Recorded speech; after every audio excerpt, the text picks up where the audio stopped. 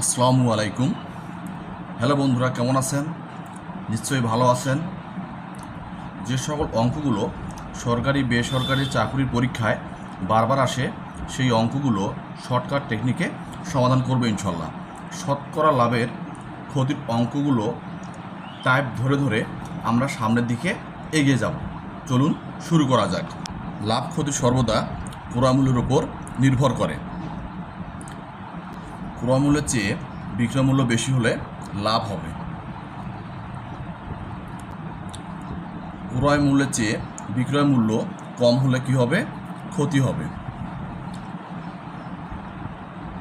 লাভ সমান বিক্রয় মূল্য বিয়োগ ক্রয় মূল্য। ক্ষতি সমান ক্রয় মূল্য বিয়োগ বিক্রয় মূল্য।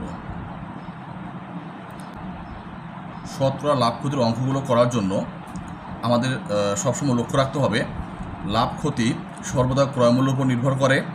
ক্রয় মূল্যের চেয়ে বিক্রয় মূল্য বেশি হলে লাভ হবে। ক্রয় মূল্যের চেয়ে বিক্রয় মূল্য কম হলে ক্ষতি হবে। এবং লাভ নির্ণয়ের সূত্র হচ্ছে বিক্রয় মূল্য থেকে ক্রয় মূল্য বিয়োগ করলে লাভ পাওয়া যাবে। ক্রয় মূল্য থেকে বিক্রয় মূল্য বিয়োগ করলে ক্ষতি পাওয়া যাবে। টাইপ 1 শতকরা লাভ ক্ষতির এই অঙ্কগুলোকে অনুপাতের মাধ্যমে অতি অল্প সময়ের মধ্যে সমাধান করব। একটি ঘড়ি 300 টাকায় ক্রয় করে 360 টাকায় বিক্রয় করলে ক্রয় মূল্যের ওপর শতকরা লাভ কত? তাহলে দেখেন,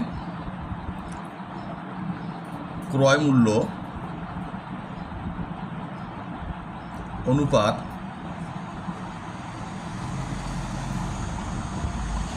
বিক্রয় মূল্য। ক্রয় মূল্য আমাদের হচ্ছে 300 টাকা,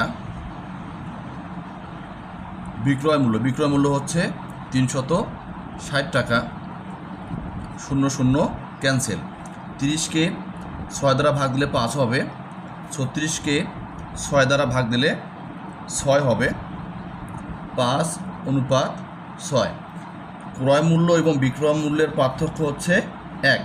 কোশ্চেনে বলে দেওয়া আছে শতকরা লাভ কত। তারপরও দেখেন, এখানে ক্রয় মূল্যের চেয়ে বিক্রয় মূল্য বেশি, তাহলে লাভ হয়েছে। তাহলে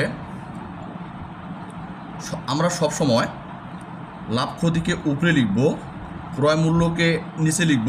গুণ হচ্ছে 100%। কেন 100% লিখব? যে এখানে বলছে ক্রয় মূল্যের উপর শতকরা লাভ কত। 5 দ্বারা 100কে ভাগ দিলে হবে আমাদের 20। 1 এবং 20 গুণ করলে হবে 20%। তাহলে এই প্রশ্নের উত্তর হচ্ছে গ, 20%। এবারে আমরা 2 নম্বর প্রশ্নের সমাধান করব। একটি জিনিস 250 টাকায় ক্রয় করে 280 টাকায় বিক্রি করলে শতকরা কত লাভ হবে? তাহলে ক্রয় মূল্য অনুপাত বিক্রয় মূল্য। ক্রয় মূল্য হচ্ছে 250, বিক্রয় মূল্য হচ্ছে 280। 00 ক্যান্সেল। 25 হচ্ছে 28। 25 এবং 28-এর মধ্যে পার্থক্য হচ্ছে 3। আমরা জানি লাভ ক্ষতি ক্রয় মূল্যের উপর নির্ভর করে। তাহলে ক্রয় মূল্যের চেয়ে বিক্রয় মূল্য যেহেতু বেশি, সুতরাং লাভ হয়েছে। এবং প্রশ্নেও চাইছে যে হচ্ছে শতকরা কত লাভ হবে।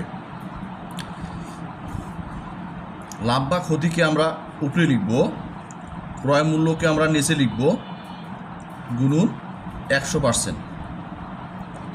25 দ্বারা 100কে ভাগ দিলে হবে 4। 3 এবং 4 গুণ করলে হবে 12%। যদি আপনাদের এই অঙ্কগুলোর সমাধান ভালো লেগে থাকে, তাহলে অবশ্যই আমার চ্যানেলটি সাবস্ক্রাইব, লাইক, কমেন্টস এবং শেয়ার করে দেবেন। চলুন মূল আলোচনায় আসা যাক। একটি দ্রব্য 960 টাকায় বিক্রয় করায় 40 টাকা ক্ষতি হলো, শতকরা ক্ষতির হার কত? ক্রয় মূল্য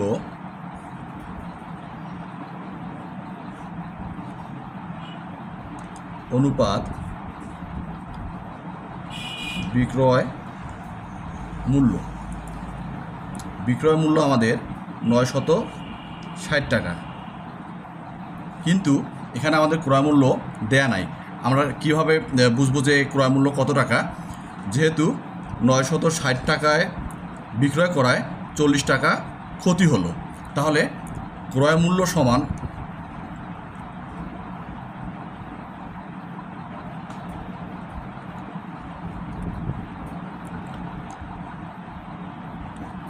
বিক্রয় মূল্য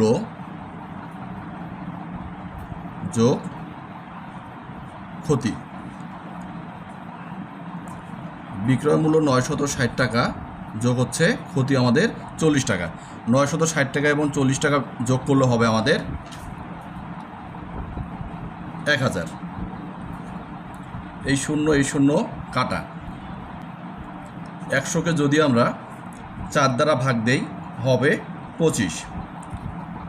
96কে 4 দ্বারা ভাগ দিলে হবে আমাদের 24।